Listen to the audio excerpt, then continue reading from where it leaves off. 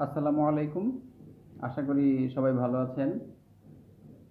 তো ১ম এ একটা কথা বলে রাখি যে আমার মোবাইলের সাউন্ড কোয়ালিটি কিন্তু খুব বেশি ভালো না। আপনারা যারা এই ভিডিওটা দেখতেছেন তারা কানে হেডফোন লাগায় নিন। তাইলে কথাগুলো একটু ভালো শুনতে পারবেন আরকি। তো আজকে কিছু কথা বলবো, যে কথাগুলো অনেক দিন ধরে আমার মাথায় মানে গিজগিজ করতেছিল। এখন ওগুলা লেখতেও ভাল লাগে না। তো ভিডিও করাটাই আরকি ভালো। ভিডিও করলাম, ছেড়ে দিলাম, ঝামেলা শেষ।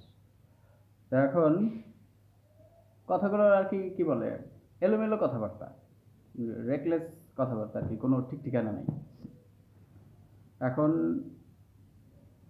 এই যে প্রথমে আরেকটা কথা বলে রাখি যে আমি কিন্তু কোনো ধর্মের বিরুদ্ধে না। হিন্দু, বৌদ্ধ, খ্রিস্টান, আমি কোনো ধর্মের বিরুদ্ধেই না। ধর্মের বিরুদ্ধে থাকা আমার কাজও না।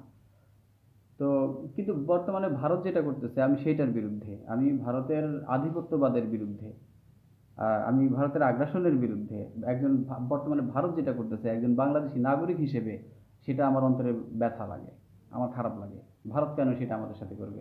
আমাদের পানি নিয়ে ওরা বিভিন্ন রকমের ঝামেলা করে। তারপরে এই যে আবার কিছুদিন ধরে মানে ওরা চাইতেছে আমাদের সাথে একটা সাম্প্রদায়িক একটা দাঙ্গা লাগাইতে। দাঙ্গার আহ, ইতিহাস বাংলাদেশে নাই। বাংলাদেশের বাংলাদেশ হওয়ার আগে ৭১ সালের আগে কি হয়েছে তা আমার জানা নাই। ৭১ সালে আগে কি হয়েছে, হয়েছে কিনা না হয়েছে আমি তাও জানি না এই অঞ্চলে। কিন্তু ৭১ সালের যুদ্ধের পরে বাংলাদেশে এই অঞ্চলের কোনো দাঙ্গার ইতিহাস নাই। কিন্তু ভারতের দেখেন কয়েকদিন পর পরই তাদের দাঙ্গা লাগে, তারা আমাদেরকে সবক দেয়। মানে ওই মোনাফেকগুলো, ওগুলো তো মোনাফেকও বলা চলে না। ওগুলারে কি বলে, ওগুলো কি বলবো, ওগুলো কোনো কিছু বলার যোগ্যই না ওগুলা। কয়েকদিন পর পরই ওদের ওদের দাঙ্গা লেগে থাকে, ওদের মানে সংখ্যালঘু নির্যাতন, ওদের মানে কি বলে, ওদের নিত্য নৈমিত্তিক ব্যাপার। খালি মানে মসজিদের নিচে ওদের কি বলে মন্দিরের অস্তিত্ব পায়। খালি মসজিদের নিচে নিচে ওদের মন্দিরের অস্তিত্ব অস্তিত্ব পায়, আর কোথাও পায় না। এইগুলা কি, এগুলো তো ছোট লোক, এগুলো তো ছোট মন মানসিকতা। তো যাই হোক, আমাদের ইসলাম ধর্ম আমাদেরকে কখনো অন্য ধর্মকে ছোট করাটা মানে শিখায় না। আমরা ছোট করতে চাইও না। কিন্তু এই যে বর্তমানে যেগুলো হইতেছে এগুলো তো আমরা তো ওই ভারতীয় যে আগ্রাসনটা আমরা তো সেটার বিরুদ্ধে। আমরা তো নেপাল নিয়ে কোনো কথা বলি না, আমরা ভুটান নিয়ে কোনো কথা বলি না। ওইগুলোতে তো কি বলে 85% ওইগুলো তো সংখ্যাগরিষ্ঠ হিন্দু, আমরা তো তাদের বিরুদ্ধে কোনো কথা বলি না। হিন্দু ধর্মের বিরুদ্ধে আমাদের কোনো অবস্থান নাই। কিন্তু ভারতীয় কি বলে এই যে আধিপত্য, সেইটার বিরুদ্ধে আমাদের যথেষ্ট মন খারাপের বিষয় আছে। তা এখন কি বলে, কিছুদিন আগে আমাদের যে ওবায়দুল কাদের সাহেব ছিলেন, উনি বলছিলেন যে কিছুদিন আগে যখন এই যে ভারতীয় আবার এই যে কি বলে কাশ্মীরে বিভিন্ন ঝামেলা হয়েছিল আর কি কি হয়েছিল, তা বাংলাদেশের মানুষ যখন এখান থেকে ফুইসে উঠছে তখন তিনি বলছেন যে সেটা ভারতের অভ্যন্তরীণ বিষয়। আচ্ছা, তার কথা মাইনে নিলাম, তার সেটা ভারতের অভ্যন্তরীণ বিষয়, আমাদের কিছু করার নেই। এখন বাংলাদেশে যেটা হইতেছে এই যে ইসকনের যে কি বলে নেতা সদস্য বা কি, যাই হোক, ওনাকে যে গ্রেফতার করলো, সেটা তো বাংলাদেশের অভ্যন্তরীণ বিষয়। গ্রেফতার যে করেছে ওনাকে তো মানে বিনা কারণে গ্রেফতার করে নাই। অবশ্যই সেখানে মানে ফৌজদারির মামলা ছিল বা সেটা করার যোগ্য হয়েছে বিধায়ী তো তার গ্রেফতার করেছে, এমন তো না যে সে এই আইনের যোগ্য না। তো এই যে তারে ধরলো, আর কি এমন কি হয়ে গেল যে এখন বাংলাদেশের হাই কমিশন পর্যন্ত হামলা হইতেছে। আর একটা দেশের হাই কমিশন মানে হলো ওই দেশের ভূমি ওইখানে। আচ্ছা, যাই হোক, এই এই এতটুকুই কথা। এখন আহ, আমরা কোনো ধর্মকে এখানে আমরা টানি না। কিন্তু ভারত কি করে, কয়েকদিন পর পরে আমাদের এখানে বিভিন্ন রকমের একটা দাঙ্গা লাগাতে চায়। আপনারা হায়দ্রাবাদের ইতিহাস জানেন? হায়দ্রাবাদ একটা স্বাধীন সার্বভৌম মুসলিম রাষ্ট্র ছিল। সেই রাষ্ট্রকে এই সংখ্যালঘুর কার্ড খেলা ভারত সেখানে আগ্রাসন আগ্রাসন চালায়। সেই রাষ্ট্রকে তারা দখল করে নিচ্ছে, দখল করে নিয়ে মানে একেবারে ছিঁড়াভিড়া ফেলাইছে সোজা কথা। কোনোটা দিয়ে দিচ্ছে তেলেঙ্গানায়, কোনোটা অন্ধ্রপ্রদেশে, এইভাবে দিয়া টিয়া একদম খুলি খালি নাম কাওয়াজতে একটুখানি হায়দ্রাবাদ রাখছে। এছাড়া হায়দ্রাবাদের আর কোনো অস্তিত্ব নেই। হায়দ্রাবাদের দখল নিয়ে নিচ্ছে। এই হচ্ছে ভারতের একটা মানে কি বলে কৌশল। আর আর হচ্ছে লেন্দুক দর্জির কথা আপনারা অনেকেই শুনছেন, আবার অনেকেই শুনেন নাই। অনেকেই জানেন, অনেকেই জানেন না। এই যে সিকিম, সিকিম দেশটাকে ভারত কিভাবে দখল করছে? সিকিম দেশটা সেভাবে ওইখানে মানে ওইখানে সামরিক আগ্রাসন তারা চালায় নাই। তারা কি করছে? সেখানে যে সংসদ সদস্য ছিল, সরকার ছিল, এই সরকারের বশ করতে করতে করতে করতে করতে করতে সিকিমরে তারা দখলে নিয়ে নিচ্ছে। এখন সিকিম তাদের একটা রাজ্য। এই জিনিসগুলো কি বাংলাদেশে তো ঠিক সেটাই খেলতেছে। অঙ্ক Milan, left hand side and right hand side মিলে যাব। তো যাই হোক, আমরা এই জিনিসটা চাই না। আর ওইটা ও কি বলে, এখন ওই আগের সময় নেই, এখন হচ্ছে 2024 সাল। মানুষ এখন মানে যথেষ্ট সচেতন। আর কি বলে, আমাদের দেশের আদমশুমারি তো কত লিখিত আর কি, কি বলে, কাগজে কলমে আছে মানুষের সংখ্যা হচ্ছে 16 কোটি, সে ধরলাম 16 কোটি। কিন্তু এর বাইরে আর হিসাব রাখেন, দেখেন মিনিমাম তো কত 20 কোটির উপরে যাবে। কিছুদিন আগে একটা দেখলাম 40 কোটি নাকি। যাই হোক, সেটা নিয়ে আমার কিছু বলার নেই। কিন্তু ওই ওই 16 কোটির ভিতরে সীমাবদ্ধ না। আর ধরেন 20 কোটিও যদি থাকে, এই 20 কোটি মুসলমান খাওয়াটা এত সোজা না। বাকি কিন্তু সবই খাইতে পারে, কিন্তু এই সজারু খাইতে গেলে বাঘের 12টা বাজে যায়। আচ্ছা, আরেকটা জিনিস দেখেন, লক্ষ্য আর উদ্দেশ্য দুইটা দেশ, ইসরায়েল আর হচ্ছে ভারত। ইসরায়েলের উদ্দেশ্য আর ভারতের উদ্দেশ্য দুইটাই এক। আর রাসূল সাল্লাল্লাহু আলাইহি ওয়াসাল্লাম দুইটা মহাযুদ্ধের আশঙ্কা, বা আশঙ্কা না, সরি, আশঙ্কা মানে তো সম্ভাবনা, তিনি একেবারে করে শিওর দিয়ে গেছেন, প্রেডিকশন করে গেছেন যে এই দুইটা অঞ্চল থেকে কি বলে দুইটা বড় ধরনের যুদ্ধ হবে।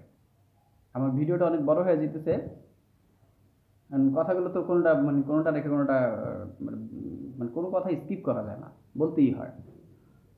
তো দুইটাই দেখেন, ইসরায়েলের উদ্দেশ্য হচ্ছে গ্রেটার ইসরায়েল প্রতিষ্ঠা করা, আর ভারতের উদ্দেশ্য হচ্ছে অখণ্ড ভারত প্রতিষ্ঠা করা। দুইটার উদ্দেশ্য এক। এখন ইসরায়েল তো সেই পথে তো আগাইতেছে, এখন ভারতও তো সেই পথে মানে বিভিন্ন রকম চেষ্টা করতেছে, কিন্তু ওইভাবে ইয়ে করে উঠতে পারতেছে না। আর হচ্ছে গাজওয়াতুল হিন্দ কি? আসলে নবীরা তো ভীষণ দেখতেন, মানে তারা দেখা যায় কোনো যে চুপচাপ বসে আছেন, তারা হয়তোবা একটু তন্দ্রাচ্ছন্ন হয়ে যেতেন, বা একটু ঘুম ঘুম ভাব, এর ভিতরেই তাদেরকে, এর ভিতরে তাদের সাথে ওহি, তাদের কাছে ওহি আসতো, বা তারা মানে মানে ভীষণ দেখতেন, ঘুম ঘুম চোখে তারা ভবিষ্যৎটাকে দেখতে পাইতেন। এটা নবীদের একটা বৈশিষ্ট্য ছিল। তা এখন এই যে নূহ নবীর কথা, নূহ নবী কত আগের নবী, সেই নবী পর্যন্ত দাজ্জালের ফিতনা থেকে আল্লাহর কাছে পানাহা চাইছে। কারণ কি? তারা, তিনিও তো নবী, তিনিও তো তিনি ভীষণ দেখছেন যে এরকম একটা, আর রাসূল সাল্লাল্লাহু আলাইহি ওয়াসাল্লাম বলে গেছেন যে দাজ্জালের চাইতে বড় কোনো ফিতনা আর পৃথিবীতে নাই। আচ্ছা, দাজ্জালের কথা বাদ দিলাম, ওইটা অনেক মানে কি বলে রিসার্চের বিষয়। আমারও তো রিসার্চ নাই। আমি একটা এতটুকু বিশ্বাস করি, আকাশের চাঁদ উঠলে যদি আমি বাচ্চা থেকে আমি দেখব।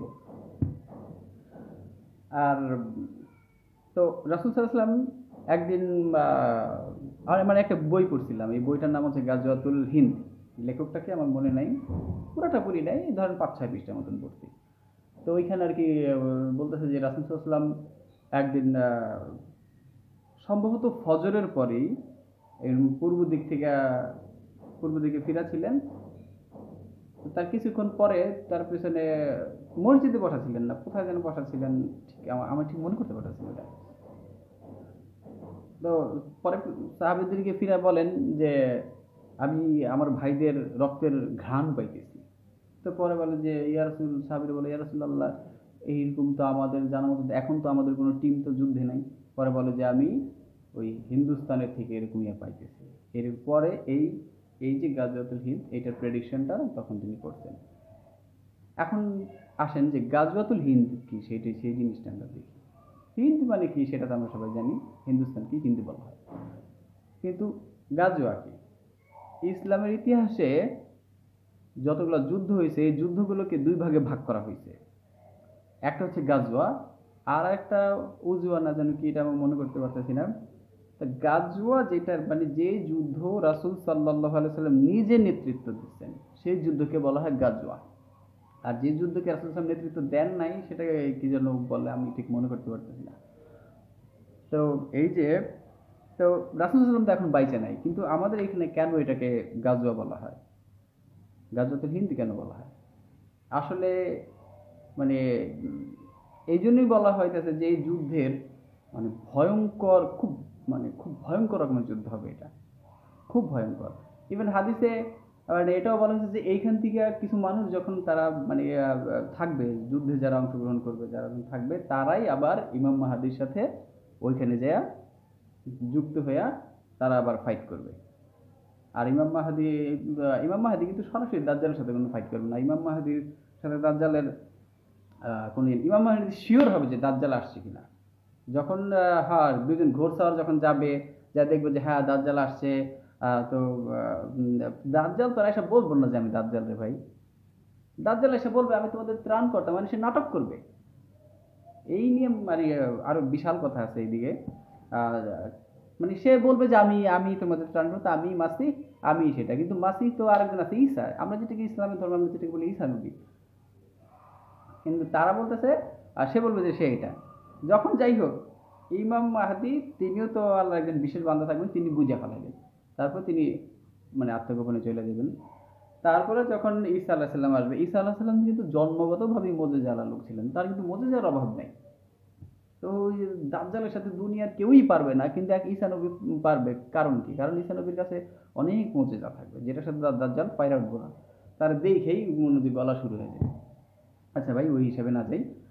এখন আসি যে এই যে দুইটার যে পয়েন্ট, আর ওই দিকেও একটা বড় ধরনের যুদ্ধ হবে। ইভেন আল্লাহ জানে ভালো যে শুরু হয়েছে কিনা। এই যে এখন যেটা চলতেছে, মনে হয় যে যা দেখেন এইটাই সেই যুদ্ধের শুরু। ওইখানের কিছুদিন আগে আমি একটা ভিডিও দেখছিলাম, সেইখানে যে দেখাইতেছেন যে তিনি যে ভারতে কি বলে দাজ্জালের, আর না দূর, ইসরায়েলের যে মন্ত্রী পর্যায়ের লোকজন, তারা একটা গ্রেটার ইসরায়েলের মানচিত্র প্রকাশ করছে তাদের ইয়েতে, তাদের বাসভবনে তারা টানে রাখছে সেটা। আর হচ্ছে এই যে কিছুদিন আগে দেখলাম ভারতের একজন কি বলে এই সংসদ সদস্য, তিনি অখণ্ড ভারতের মানচিত্র প্রকাশ করছেন, বাংলাদেশও সেটার ভিতরে আছে। তো দুইটার লক্ষ্য উদ্দেশ্য একই। ইসলাম ধর্মের তিনটা লেভেল, মানে আমার এটা সম্পূর্ণ আর কি আমার মত। একটা হচ্ছে যারা জিহাদ করে, জিহাদি। আর একটা হচ্ছে যারা সুফিবাদ। আর একটা হচ্ছে এই যে আমাদের মতন যারা সাধারণ মানুষ আছে তাদের লেভেল। এখন আমাদের দেশে ইসলামটা আসছে কিভাবে? আমাদের দেশে তো আসছে ইসলামটা সুফিদের কাঁধে ভর করে। মানে আমাদের দেশের যারা সুফি সাধক ছিলেন, তারাই আমাদের দেশে আইসা ইসলাম প্রচার করছেন। এখন তারা আমাদেরকে কিভাবে ইসলাম প্রচার করছেন, তারা আমাদের কাছে কিভাবে ইসলামটা প্রচার করছেন? তারা কি আইসা একদম পুরা মানে কি বলে এই ধর মার কাট এগুলো শুরু করছে? না, তারা আমাদের সাথে কি বল উত্তম কথা দ্বারা আমাদেরকে ইসলামের দিকে তারা আহ্বান করছে। আল্লাহ আমাদেরকে কোরআনে কি বলছে? যে তোমরা উত্তম কথা দ্বারা, যেটাকে কোরআনে বলা হয়েছে মাওয়াইজাতুল হাসানা, অর্থাৎ তোমরা মানুষকে উত্তম কথা দ্বারা দাওয়াত দাও। এখন তার মানে কি? তার মানে হচ্ছে আমাদেরকে আমাদের ধর্ম উগ্রতা শিখায় না।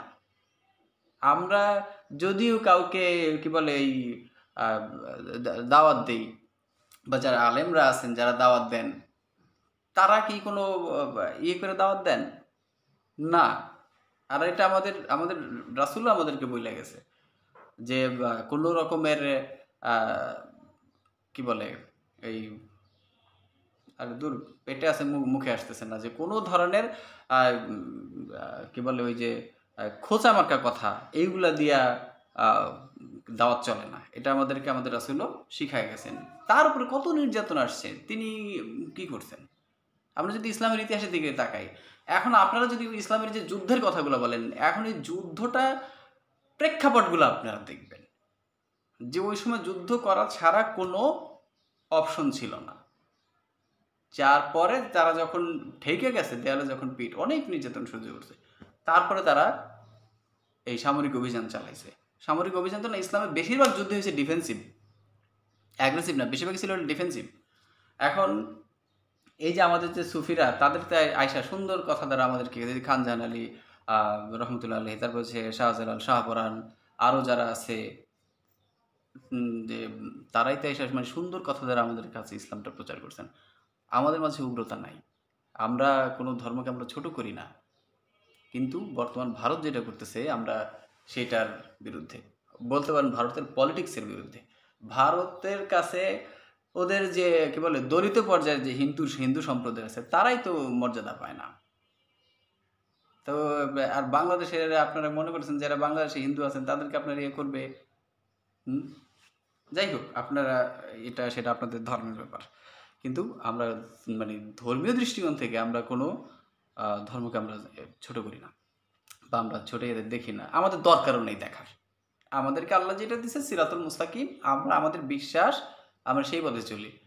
আর যে যারা কি বলে ওই যে জিহাদের আরেকটা যে লেভেল, সেটা যখন প্রেক্ষাপট তৈরি হয় রাজনৈতিকভাবে, এই যে যাকে যে এখন গাজা যেটা চলতেছে, এখন নিঃসন্দেহে তারা সেখানকার মুজাহিদ, বা তাদেরকে যারা সাপোর্ট দিতেছে তারা সেখানকার মুজাহিদ।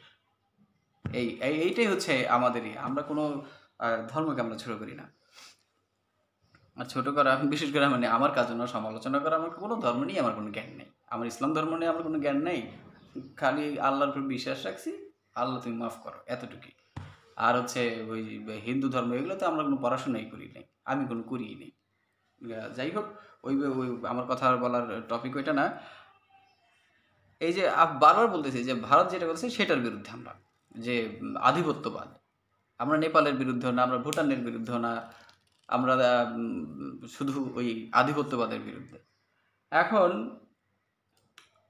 যাই হোক, এই কথা এদিকে আগেই বলছে যে আমাদের কথা মানে উল্টা পাল্টা মানে পয়েন্টে চলবে আর কি।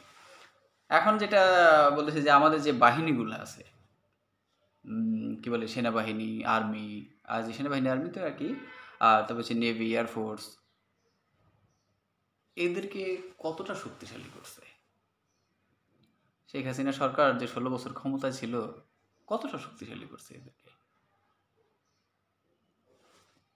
এই আর কিন্তু সবচেয়ে বড় শক্তিটা হচ্ছে আমাদের যে আর্মির মাঝে যেই সমস্ত অফিসাররা আছে, বা সবাইকে আমি একদম পুরো প্যাট্রিয়ট আমি বলবো না, সবাইকে দেশপ্রেমিক বলবো না, দেশপ্রেমিকেরা ছিল বিধায়ী আজকে এই 24-এর গণ অভ্যুত্থানটা সফল হয়েছে। নাহলে সেনাবাহিনীর ভিতরেই বিদ্রোহ লাগে যেত, এটা সেনাপ্রধান বুঝছেন বিধায়ী তিনি হাসিনাকে যেভাবেই হোক সরাইছেন, শেখ হাসিনাকে।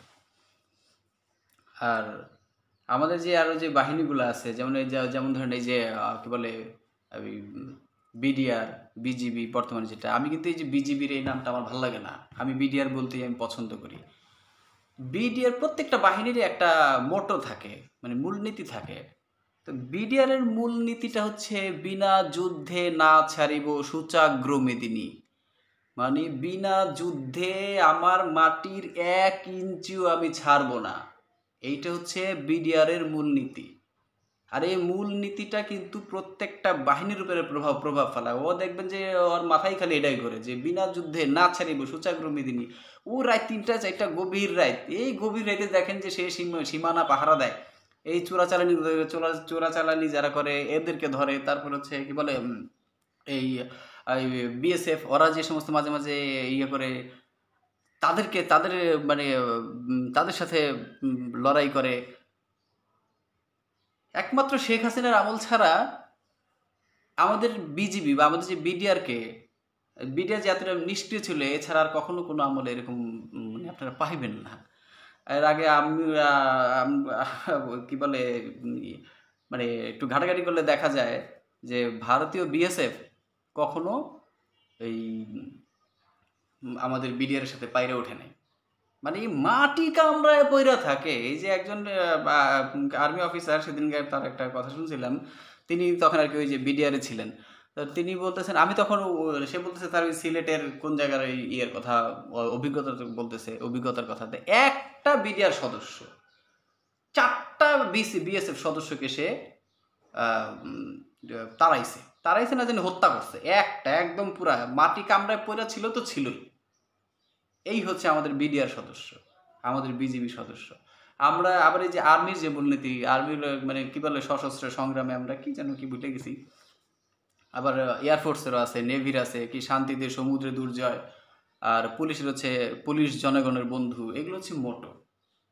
তো বিডিআরের মোটোটা ওইটা আমার খুব ভালো লাগছে আর কি, ওদের মোটোটাই যে বিনা যুদ্ধে না ছাড়িব সুচাগ্র মেদিনী। এটা শুধু বিডিআর এর মোটোই না, এটা বাংলাদেশি নাগরিক হিসেবে আমারও মোটো। আর আমি বিশ্বাস করি বাংলাদেশের যত নাগরিক আছে কাগজে কলমে, তো 16 কোটি, এই 16 কোটিই ধরি, বাকির হিসাব না করি, এই 16 কোটি মানুষই বিনা যুদ্ধে না ছাড়িব সুচাগ্র মেদিনী।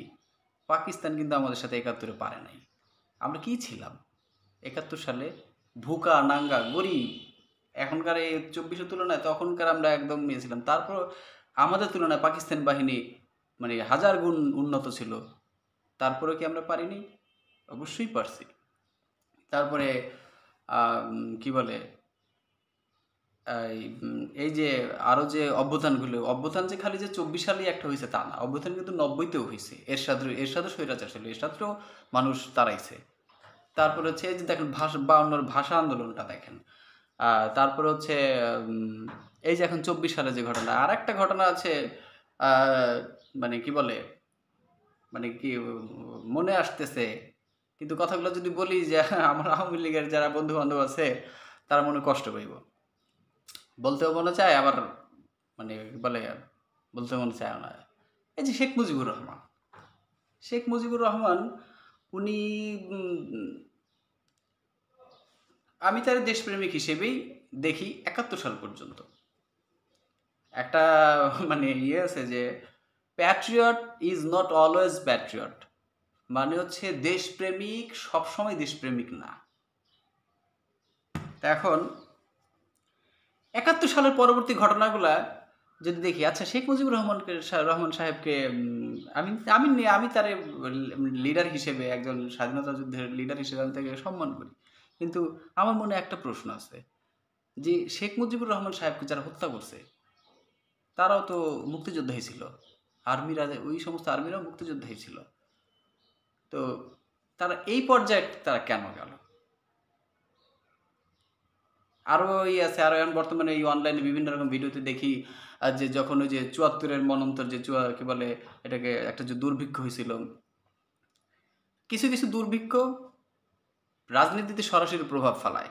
আর একটা হচ্ছে কত সালে যেন একটা বন্যা হয়েছিল, এই বন্যাটা রাজনীতিতে প্রভাব ফেলাইছিল, 69-এর বন্যা না জানি কি কততে।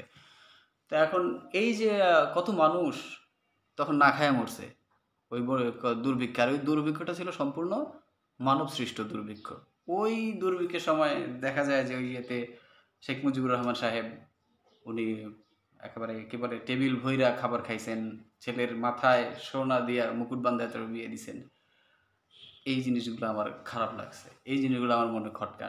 তাছাড়া ওনারে আমি একজন মানে কি বলে বাংলাদেশের লিডার হিসেবে, জিয়াউর রহমান, আমি কোনো রাজনৈতিক দলের না, কিন্তু ভাই একটা কথা বলি, আমি না জামাত, না কি বলে বিএনপি, না আওয়ামী লীগ, না কি, আমি কোনো কিছু না, আমি বাংলাদেশের জনগণ। আমার মনে এই কথাগুলো আসে বললাম এই আর কি। আর যাই হোক, এই একটা। আর হচ্ছে আমাদেরকে মানে সহজে কেউ ইয়ে করা যায় না, মানে আপনারা তো সহজে পারবেন না, মানে কি বলে ভয় দেখাইতে। এই যে আমাদের হুজুররা, বলতে গেলে আমাদের হুজুররা, আমাদের যে এই যে জেনারেশনটা আছে বা এই যে মানুষগুলো আছে, বলতে গেলে এই মানুষগুলোকে লিড করে কিন্তু হুজুররা। এই যে দেখেন যে চট্টগ্রাম যে একজন আইনজীবীর যে হত্যা করলো, যদি একদম ইসলামিক ইয়ে থেকে যদি ওইটার যদি প্রতিরোধ করা হইতো, বা আমরা অবশ্যই ওই ঘটনাকে আমরা ঘৃণা করি আর ভাইয়ের জন্য দোয়া করি, কিন্তু সেটার প্রতিশোধ যদি আমরা নিতে চাই, ঠিক এইটাই হচ্ছে ফাঁদে পা দেয়। এইটা আল্লাহর রহমতে আমাদের হুজুররা বুঝে, যার কারণে তারা মানুষকে বুঝাইছে। আমরা কোনো সাম্প্রদায়িক দাঙ্গার ভিতরে আমরা যাইতে চাই না, আমরা সাম্প্রদায়িক সম্প্রীতিতে বিশ্বাসী। আমরা আমাদের নাগরিক সবাইকে আমরা সমানভাবে ভালোবাসতে চাই। তো কথা হলো একটাই, আমি কোনো ধর্মের বিরুদ্ধে না, কিন্তু আমি ভারতের আধিপত্যবাদের বিরুদ্ধে। এই তো আর কি। এখন আমি যেটা আর কি মনে করি যে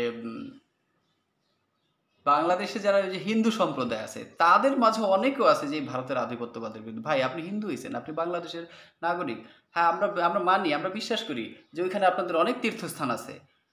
সেখানে যেমন আমাদের তীর্থস্থান হইলো ওই যে সৌদি আরব হজ করা, সেখানে আপনারা ওইখানে কাশিতে যে ইয়ে হন, সেই হিসেবে আপনারা আপনাদের তীর্থস্থানকে ভালোবাসতে নিতে পারেন। কিন্তু আমরা সৌদি আরব যদি আমরা কিন্তু এই যে দেখেন আমরা কিন্তু সৌদি আরবেরও সমালোচনা করি যে সৌদি আরব কিন্তু ওই যে মক্কা মদিনার যে পবিত্র যে ভূমিগুলা, আরাফাতের ময়দান, এইগুলোর তো আমরা তো সমালোচনা করি না। এই যে সৌদি যে রাজবংশের ওরা যে আমেরিকার সাথে যে মানে মিতালি চালায়, মানে মিতালি করে চলে, আমরা তো এইটারও বিরুদ্ধে, আমরা তো এইটারও ইয়েতে। এখন তাই বললে কি আমি কি আমার ওই তীর্থস্থানকে আমি কি ইয়ে করছি? আর সৌদি আরব যদি এখন আমার উপর আগ্রাসন চালে, অবশ্যই আমি সৌদি আরবের যে ইয়েটি তাদের আমার দেশ হিসেবে আমি সৌদি আরবের সাথে আমি তখন চোখ রেখে আমি কথা বলবো বা আমরা কথা বলবো।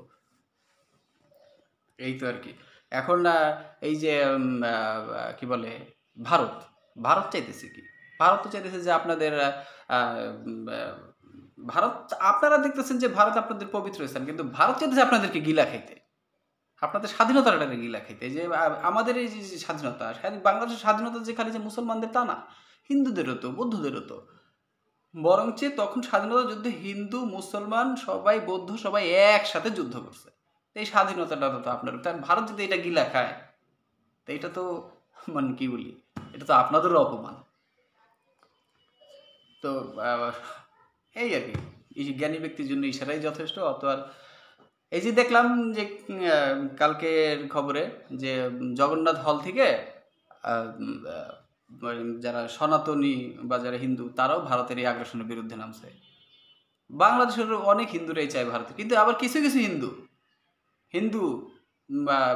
হিন্দু ধর্মাবলম্বী তারা ভারতের পক্ষে সাফাই গেতেছে।